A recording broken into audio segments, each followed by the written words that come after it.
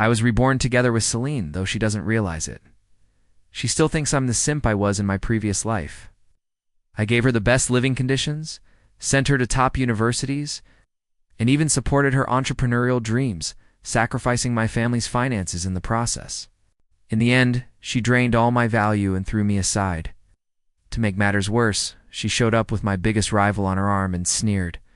Finally rid of the humiliation of my financial support. This time, I swear I won't give her a single cent of humiliation. When it came to choosing a sponsorship candidate for one-on-one support, she confidently stepped forward, head held high. But I purposely ignored her and picked the girl next to her who looked pitiful at the charity donation event I attended on behalf of the coup group. Every year we select one recipient to support directly, showing our commitment. In my past life, I chose Celine from the list of candidates, but she turned out to be an ungrateful leech.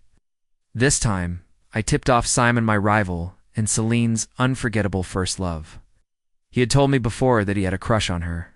Before I started sponsoring her, and it was my money that kept them apart, I wanted to see if Simon had ever even looked her way before she became my girlfriend.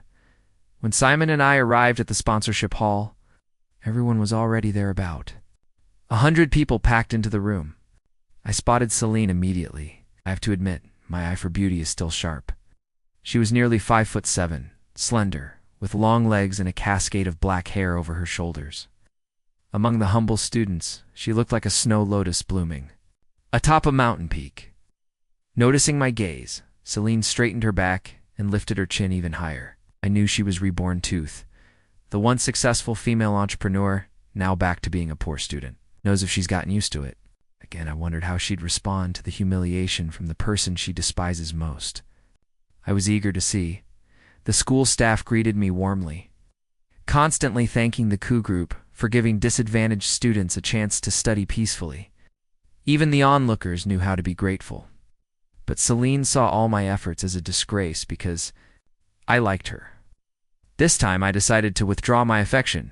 Maybe she'll be pleased. I made some modest remarks, saying it was all part of our corporate social responsibility. Then we moved on to the next part. The staff conducted a round of selections based on grades and awards, recommending 10 candidates for sponsorship. I needed to pick one for the one-on-one support. Sitting at the conference table, I watched as the candidates lined up, introducing themselves one by one. They were all impressive, limited only by their lack of resources. Our sponsorship aimed to give them a chance to cross their first hurdle. The candidates looked at me with gratitude and eagerness. Everyone knew that a one-on-one sponsorship meant more resources and a broader future. When it was Celine's turn, she truly stood out, constantly ranking in the top 10 and winning provincial and national awards. Ow. The staff invited her to say a few words to make a stronger impression, but she wasn't interested. She simply greeted us with a curt hello. The staff frowned, displeased. Celine didn't care at all. She looked at me with pride and disdain. In my past life, after hearing her introduction, I ignored all the other candidates and chose her directly. She probably thinks it'll be the same this time. But I turned to the staff and said, "No pressure, let's meet the next candidate." Celine was stunned, frozen for a moment, then left reluctantly. The staff quickly urged her, "Miss Sun, please don't waste time." She shot me a cold look before turning away. If I hadn't chosen her, she wouldn't even be qualified to stand in front of me. I didn't look at her and kept listening to the next candidate's profile. After hearing them all, I chose Laura. She hadn't won any awards, but her grades were always the best. She was also the only one with visible bruises on her face. Apparently her alcoholic father had hit her. She seemed to have no expectations. Only when I announced my choice did she look at me, her shy eyes fixed on mine, and quietly say, "Thank you." Celine sneered, "Just a bookworm." Laura pressed her lips together and said nothing. But I wasn't going to let her get away with it. "Are you verbally bullying your classmate?" I asked coldly. Celine looked at me in surprise, then gave a smug look as if to say, "So you're trying to get my attention." I felt a wave of disgust. She kept her calm, superior attitude. "I'm just telling the truth," she said. "So you don't think your behavior was wrong?" Ignoring her, I turned to the school staff. This is the candidate you selected. I have doubts about her character for sponsorship. I want to support students who will pay it forward and spread kindness in the future. This student treats her peers with arrogance and scorn. I highly doubt she'll help others when she's in a position of power. I deliberately raised the stakes, criticizing her more. This time my words made the staff take it seriously. The person in charge quickly demanded that Celine apologize to Lara or risk losing her eligibility for sponsorship. Celine glared at Me furiously. I didn't even look her way. Didn't she say that the money I spent on her was humiliating? Well, let's see if her inflated pride will make her grovel for this humiliation. I won't apologize, Celine declared defiantly. Don't think you can make me bow with money. I, Celine, will prove one day that a woman can succeed on her righteous declaration left everyone speechless. So, refusing her sponsorship was considered bullying her with audacity. In the silence, someone started clapping. It was Simon. He clapped as he walked over to me. With such strong conviction, Benjamin, you can't bully someone like her, he said smugly, trying to make it seem like I was targeting a poor student.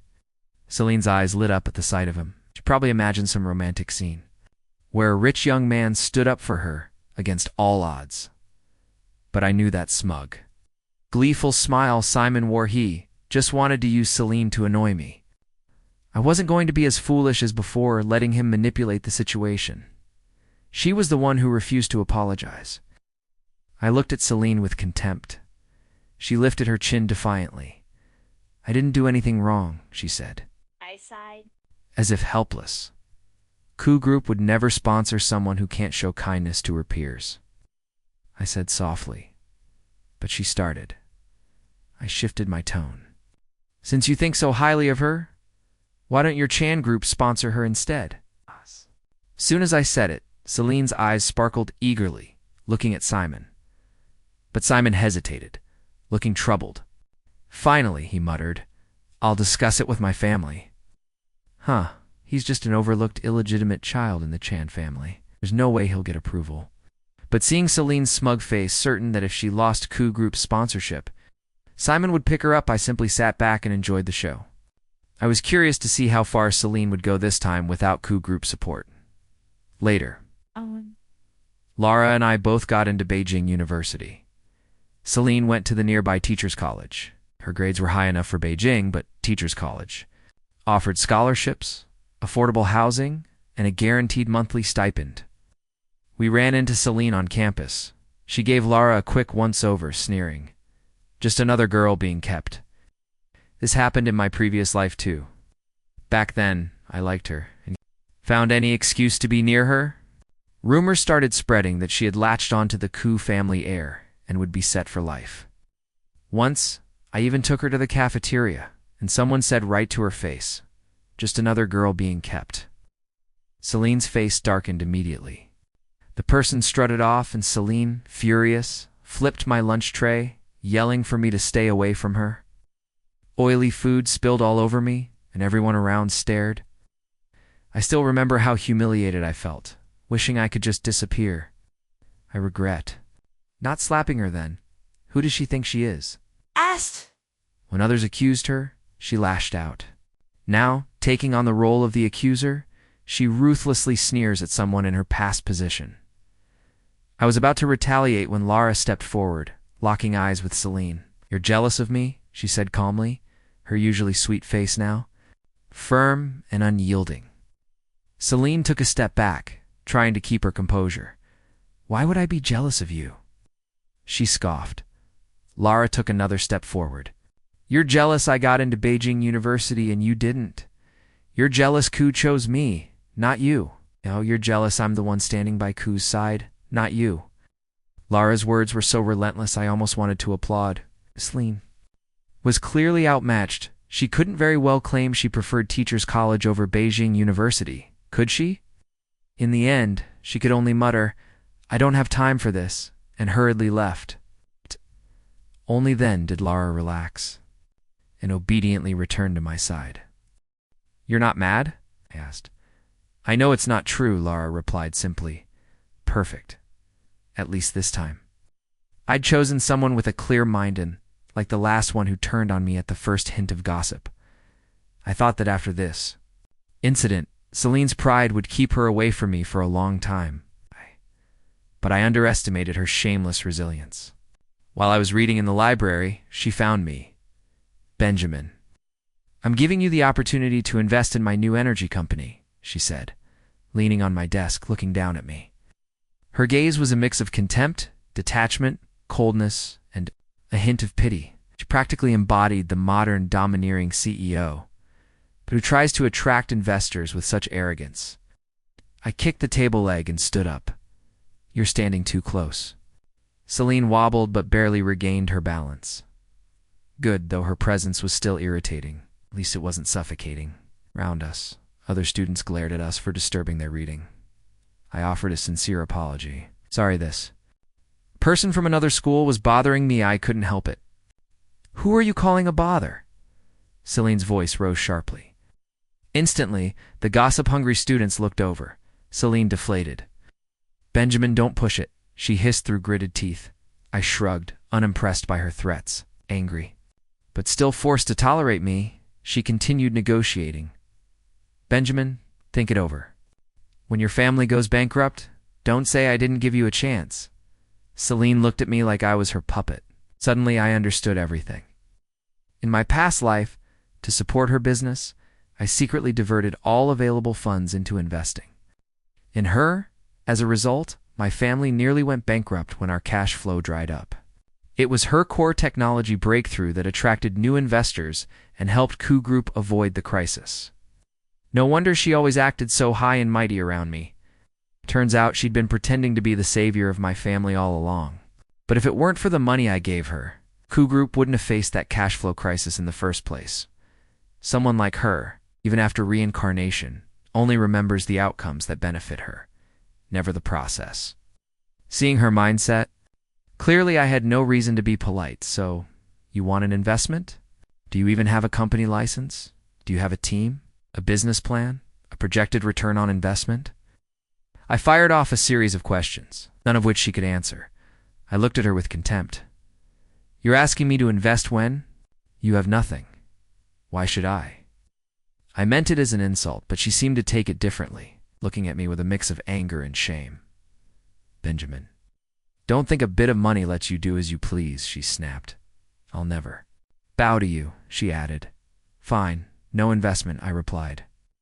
I'll wait for the day you regret it. Then she hurried out of the library, flustered, leaving behind a strange sense of satisfaction. Honestly, I just didn't want to spend money on her. Eventually, Celine got funding. Apparently Simon found her an investor who gave her $5 million yuan for a 51% stake in her new company. She instantly became a campus sensation. She was enrolled in the top teacher training program at her school, but the coursework was irrelevant to her startup. She never attended classes. When teachers criticized her for neglecting her studies, she retorted that she could ask how many years of their salaries equal her $5 million investment. After that, no one bothered her. I knew about Celine's startup project. She's a smart person. My past life, she entered the new energy vehicle industry, focusing on battery endurance. At that time, I admired her, thought she was the smartest girl in the world. I used my family connections to get her into the best new energy science and engineering program at Beijing University. She studied diligently for 4 years, then founded her company with her graduate advisor. But now, she's just a freshman. Even with memories of her past life, she's been in management for years, far from the technical front lines. Can she really succeed in her solo venture with just her technical skills? I'll be watching closely. She assembled her startup team, reaching out to everyone she had worked with in her previous life. Unfortunately, only a few people in similar circumstances were persuaded to join her. Her former mentor, I heard, rejected her outright. No surprise there. He's a top industry expert. Why would he waste time on some impoverished student from a teacher training college? For me, it's different. Using my status as an alumnus and a $30 million initial investment, I happily partnered with Professor Zhang. I even managed to get Lara into his team. After all, she's studying in this field. Getting her into Professor Zhang's team early would let her seamlessly continue on to a combined bachelor's, master's, and PhD program. How perfect. Soon after joining, Lara started sharing some amusing gossip from her teammates about Celine. For example, Celine once ordered, "I want all our competitors' data within 3 minutes." Her senior colleague quickly accessed a data site, typed in a flurry of commands, and reached a page. That required membership. Then he turned the screen towards Celine. Her usual towering arrogance shrank instantly when she saw the membership fee, 300,000 yuan. In her past life, with Ku Group covering her expenses, she could easily access such background info. But this time, she was getting a taste of how expensive updated data can be. Naturally, she didn't buy the membership an hour later. She handed over a list of a few companies, telling her team to check out their new products. But the search turned up very little information. One of the companies didn't even exist. When her senior colleague reported back, Celine spent 30 minutes berating him, saying, "These are industry leaders. There's no way there's so little data on them." Demand without paying that was a lot to ask. Her senior couldn't take it and had a huge argument with Celine, then quit right on the spot. Afterward, he vented to Lara and the others, saying that Celine was a princess without the life of one, but with all the ailments. I personally think he summed her up perfectly. Celine has always been proud. In my past life, her smooth rise was only because I used Ku Group's resources to support her. She needed data, because strategy department had premium subscriptions to every major professional database. If she needed proposals, she had a dozen managers, each specialized in their field, pulling together information for her to present. If she wanted technological breakthroughs, dozens of experts and labs worked overtime under her name to develop patent-worthy results. It was these people who gradually built her aura, making her seem like a technical genius and a rising business star, but she always believed it was her own brilliance shining on everyone else. Back then, I was blind enough to think she was some unpolished gem. Her startup team didn't last long. As soon as they made some progress, one member stole the core technology. Of course, Celine called it theft, but in reality, he was filing the patent himself, while she demanded the credit be under her name. He took the technology to a company run by a wealthy heir, earning 10 times his previous salary. Furious, Celine stormed into his office and caused a scene. When the heir pushed her away, she retaliated with a vase, and they both ended up in the hospital. Hearing this, I quickly told Simon and rushed to the hospital. In my past life, that rich heir wouldn't have let Celine off easily. I had to pay a hefty price to save her back then. This time, I just watched Simon put on a show in the hospital room. Celine lay alone on the bed, her leg in a cast elevated high. Across from her, the rich heir sat in a wheelchair, his head wrapped in multiple bandages, with a few burly guys standing behind him. Celine looked visibly frightened. It was truly terrifying. In my last life, when I single-handedly blocked them at her hospital room door, I was terrified myself. But this time, it was much better. I was here to enjoy the show when Celine saw me and Simon. Her expression relaxed. She looked at me. She even wore an arrogant smile, as if thinking, I knew this man couldn't let me go. She seemed annoyed that I arrived so late. It took everything in me not to walk over and slap that smug look off her face. The heir noticed her gaze and asked, "Are you her boyfriend?" I immediately waved my hands and backed away. "I'm just passing by." Celine shot me a furious glare. Then, seeing Simon, her expression softened, as if imagining I was jealous. I took another step back, trying not to catch her stupidity. The heir turned his attention to Simon. Simon stepped forward. Celine looked at him with tender, glowing eyes. "Don't misunderstand," she said. "We're just classmates, but I think there's some misunderstanding between you two. Clearing it up should settle everything." Simon walked forward, sweeping his bangs back in a theatrical way. "Misunderstanding? I have no misunderstanding." She cracked open my skull. "I'm here to get compensation." The heir looked at Simon with disdain. Simon glanced around nervously. The heir sneered, "Oh, so you're going to pay for her?" Simon hesitated, still trying to act like he was mediating.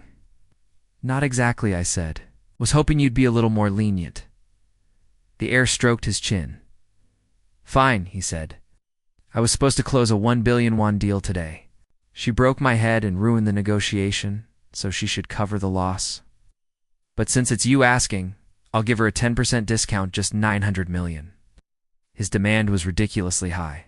Simon's face went pale as the blood drained from it. I barely knew this girl. Handle it directly with her, he said, not sparing Celine a second glance. Then quickly left the room. The light in Celine's eyes dimmed visibly, with no one to stand up for her. The heir continued to glare at her. If I'm not satisfied with the compensation, I'll send you to jail, he said. It was the same in my past life, even though both were injured. Celine had started it. If he refused to settle, she'd definitely face criminal charges. Celine knew that too. In my previous life, I secretly traded Coup Group's most profitable business division to the heir. Not only to keep her safe, but also to recover the core technology that had been stolen. This time, she had no money or power, yet she still charged into his company, probably thinking I'd cover for her again. Sure enough, Celine looked at me.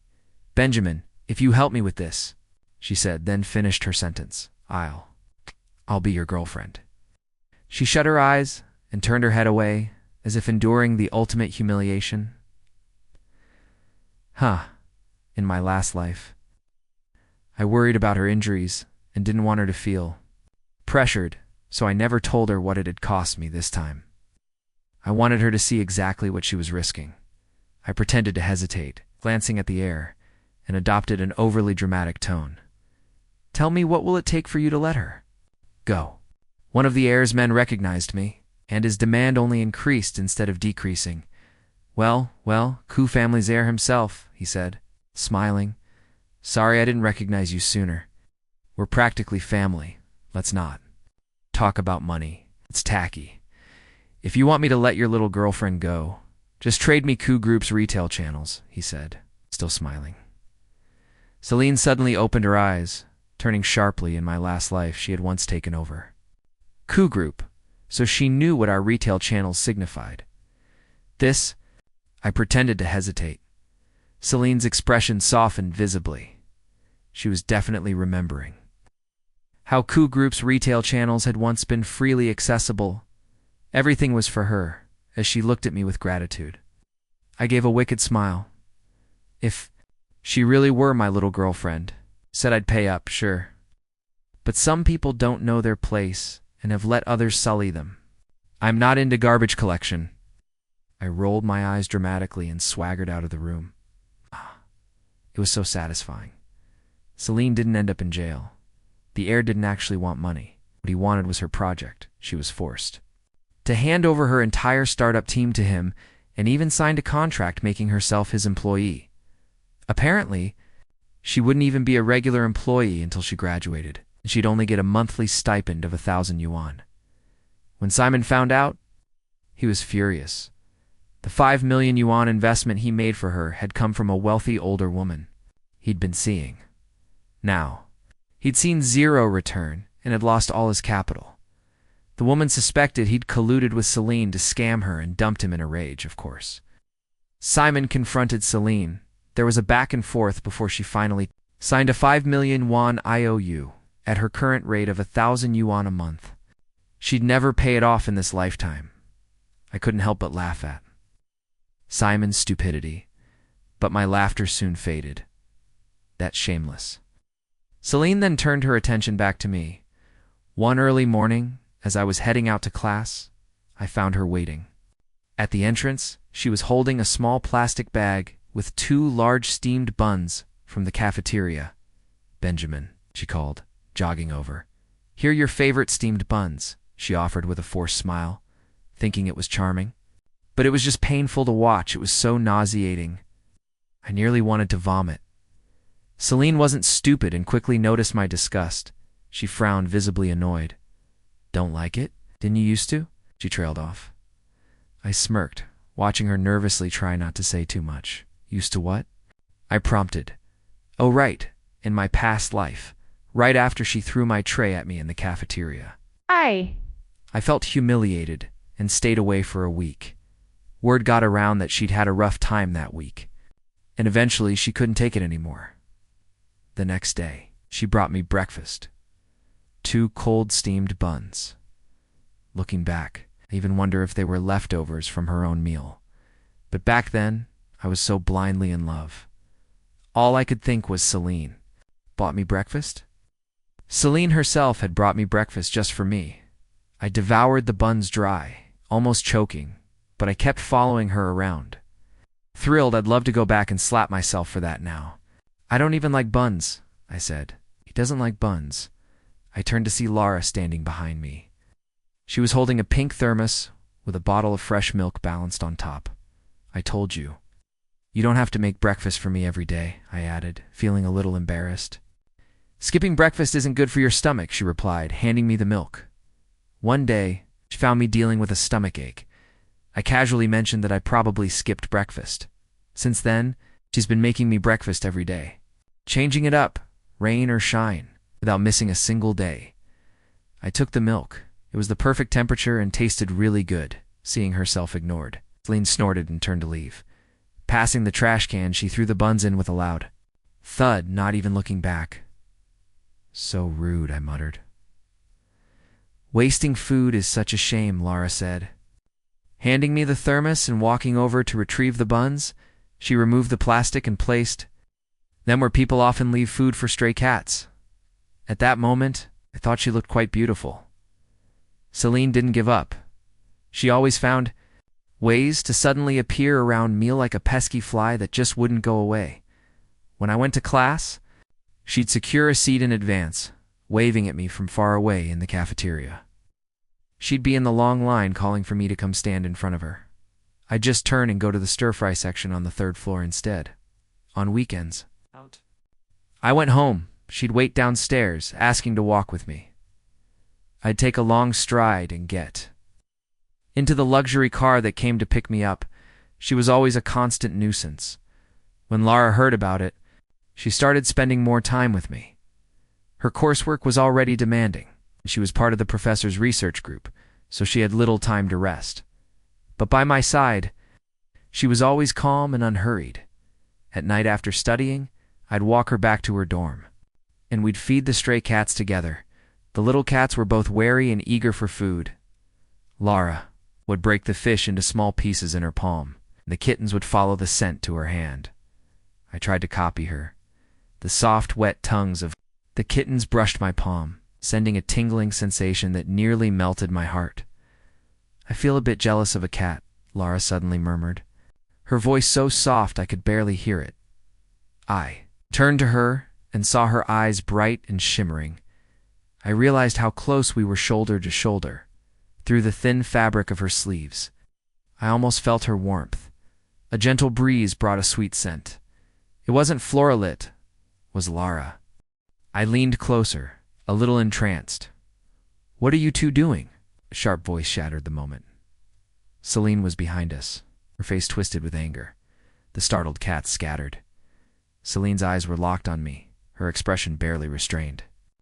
Fury Lara stood up, positioning herself at my side. I dropped the piece of fish I was holding, stood up, dusted off my hands, and moved Lara behind me. And who are you to question me? I looked at Celine with a blank expression, meeting her eyes directly. I'm... Her voice was hoarse, as if something was choking her. Her expression changed from anger to confusion, and to regret, and finally a hint of pain. You're mine, she said, staring at me as if I were the most handsome man in the world. Too bad I didn't believe it for a second, even if it were true. It was revolting. I kept my composure and turned to Lara. You'd better head upstairs, Lara nodded.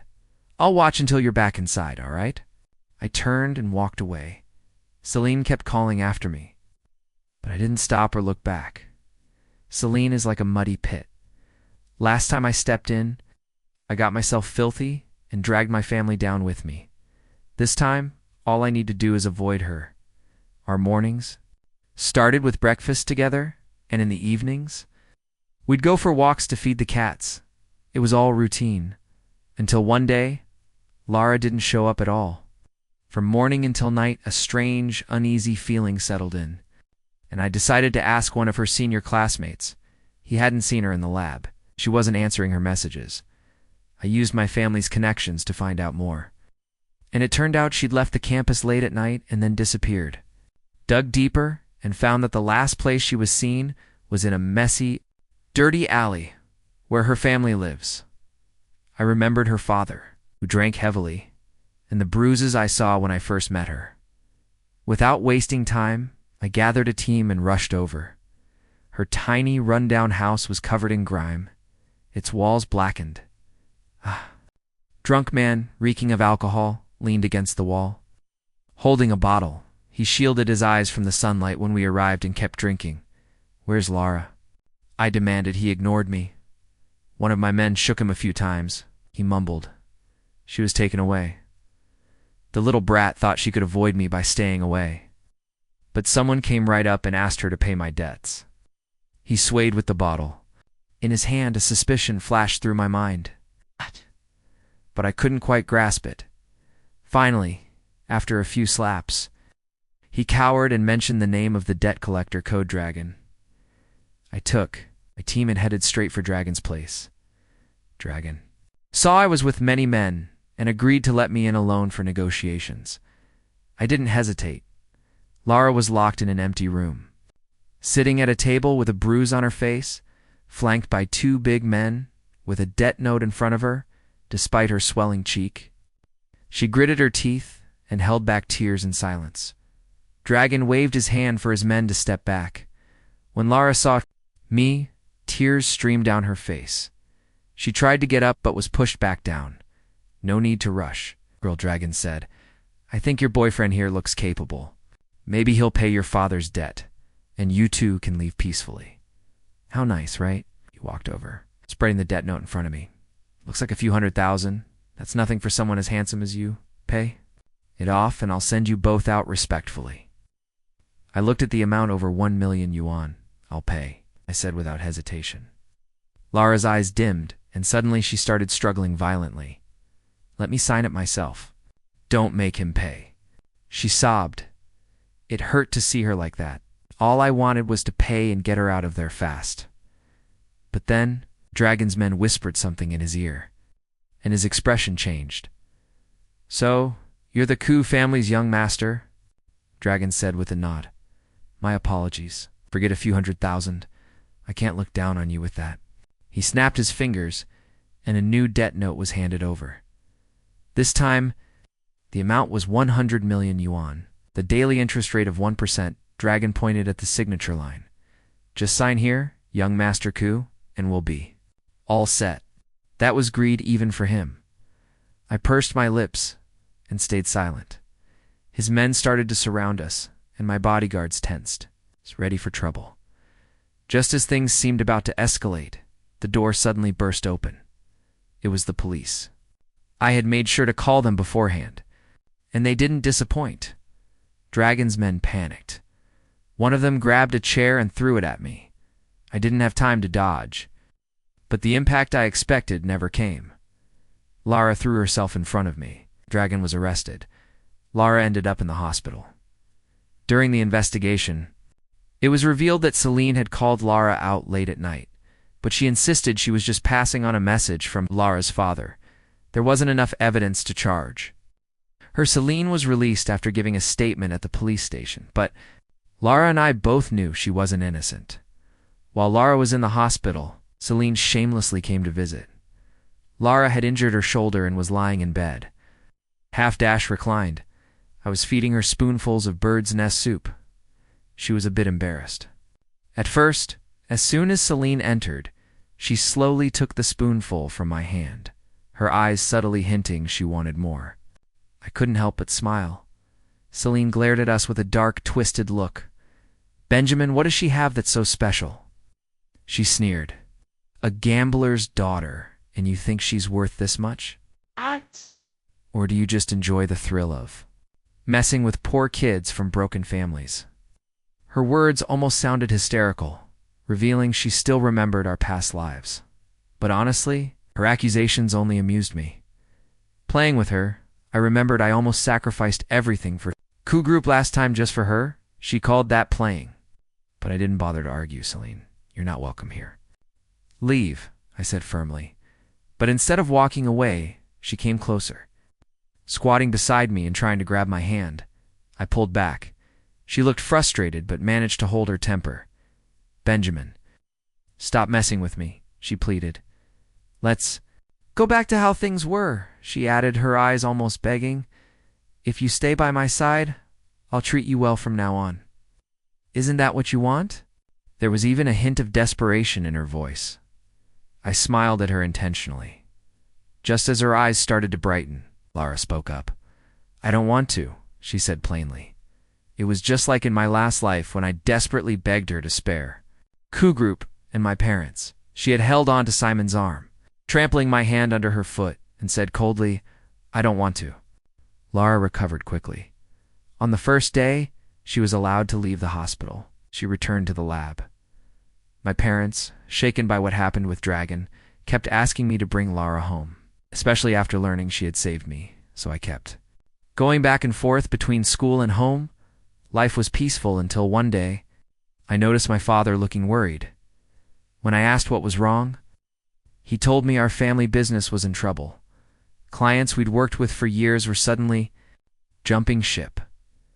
Whenever we bid for new projects, our competitors always knew our lowest price. Even our retail channels, which used to be secure, were being encroached upon. The mastermind behind all this was none other than the wealthy heir who fought with Celine. They were picking away at us little. By little, not enough to seriously hurt Coup Group, but enough to give us headaches. My father, unwilling to bother with these minor issues, left them to me. I knew Celine was behind it, using her memories from our past lives to manipulate things, but proving it was nearly impossible, so I focused on the new energy project instead. After her team was taken over by the wealthy heirs group, Celine struggled. She hit so many walls that she eventually tried to reach out to Professor Zheng, was collaborating with me. She didn't realize that Professor Zheng often told me stories about her finding her attempts amusing. When that didn't work, targeted Lara's senior classmates. Lara mentioned that one of them seemed tempted, but hadn't acted yet. I originally planned to have Professor Zheng transfer that student out of the project. But now I told Lara to keep an eye on him secretly. Progress on the new energy project was going well, Professor. Zheng led the team in applying for a patent as a collaborative effort. Once the patent was granted, Celine sued both Professor Zheng and Coup Group. She claimed we had stolen her. Technology, her supposed witness, was the senior student she had bought off. She also took the case online. Trying to tarnish Coup Group's reputation with public opinion, Benjamin, come back to me, and I'll withdraw the lawsuit, she boldly declared before the trial. It was laughable in my last life. I gave her everything, and she threw me away like trash. Now, I kept crushing her, and she kept chasing after me. You're dreaming, I said coldly, walking past her in court. Celine was smugged. She presented various data comparisons, claiming they'd developed the technology first. Our side only had two pieces of evidence. First, a video showing her senior secretly copying lab data and passing it to Celine. Second, a comparison of the real data. The data her senior stole wasn't genuine. Meanwhile, Celine had two completely different sets of data, accusing us of theft. The verdict was clear. Our lawyer immediately filed a countersuit. Celine had orchestrated data theft, an act of unfair competition. Her baseless accusations of plagiarism were outright slander, spreading false information online hurt our reputation. Multiple charges were filed, and the case was accepted immediately. Though the verdict wasn't quick, Celine couldn't escape this time. Before the ruling, Celine asked for a final meeting. I went, and Lara stayed nearby, watching as Lara walked away. Celine sneered. Didn't expect you to fall for a poor girl, she said. I knew she'd figured out I was reborn too. Betraying someone who loves you and paying kindness with resentment, that's a matter of character, not poverty. I didn't bother hiding my feelings anymore, so you did come back too. She said, eyes blazing. We're the same. We belong together, she added. I couldn't understand how she thought I'd ever go back to her, Celine. It was rare for me to even say her name. Her eyes lit up with hope as she looked at me. I smirked. Do. You remember that 5-million yuan debt you all? Her face stiffened. I couldn't pretend to be polite with her anymore. Celine, seeing you like this makes me very happy. In my last life I loved you, which made you feel superior to me. My love became the ladder you used to climb to heights that were never truly yours. But instead of being grateful, you despised that ladder, calling it dirty.